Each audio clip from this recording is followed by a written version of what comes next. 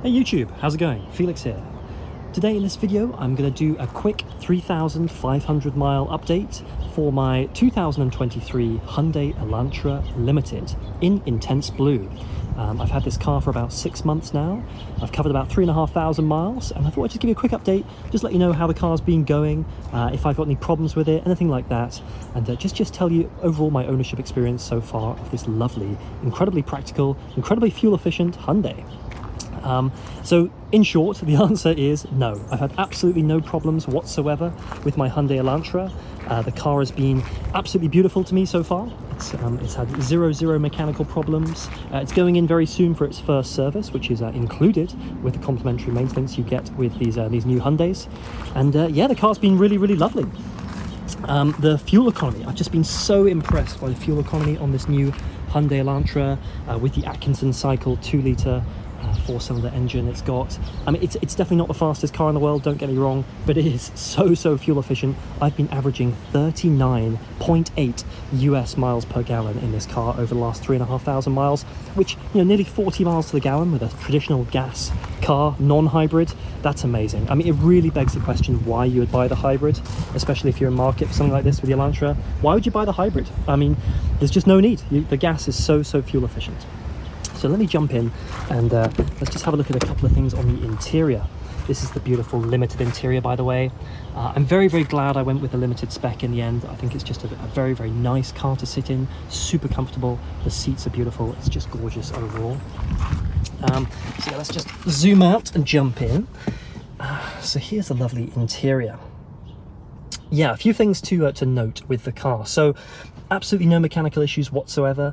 There was one point which was slightly annoying. This happened to actually, it didn't just happen to me, this happened to thousands and thousands of Hyundai owners around the USA. There was a point where the infotainment system just randomly reset itself. This was in June 2023. There was an over-the-air update which happened from Hyundai, and it must have been corrupted or badly, bad software or something, because it caused all of the systems to reset. Everyone around the country lost all of their personal settings and had to reset the stuff. It wasn't just me, it was a big issue which happened to lots of people. So that happened, but at the end of the day, all you really lose is just your your radio stations and your home address and the navigation, whatever. So it's not really a massive big deal. It was just a little bit of a pain to reset that.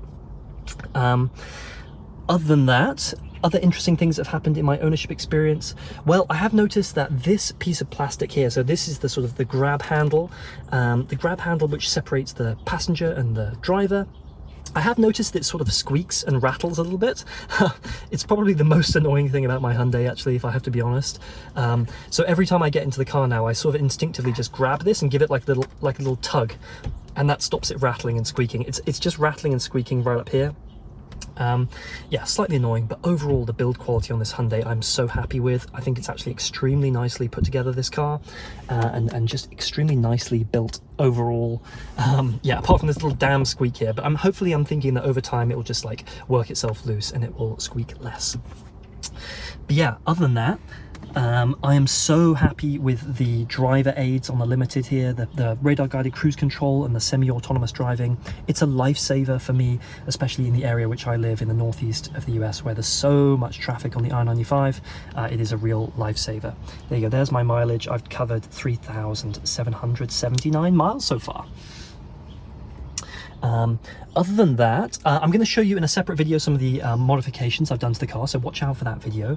But one of the things I did do recently is install a dash cam, and I actually hardwired the dash cam. As you can see here, here's where the cable runs, but I'll show you that in a separate video. But I have hardwired a dash cam into my Hyundai Elantra, and that is a really great thing, a really great addition. But yes, apart from this slightly squeaky little bit of plastic right here, I am so happy with my Hyundai Elantra. I think it's a fantastic everyday simple car that just gets the job done and doesn't really cause you any stress or any trouble whatsoever. If you've got a long distance commute, or you're just looking to get good gas mileage, something which is just simple and very reliable and very just easy to live with, the Hyundai Elantra definitely fits the bill.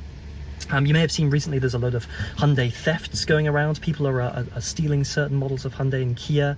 The Kia boys, as you may have seen on TikTok, those guys. Yes, so these newer model Hyundais are not affected by that. Any Hyundai with a push button start is not affected by those thefts. And where the area which I live in, Touchwood is very, very safe, and that has not yet happened to many people I know of in this area.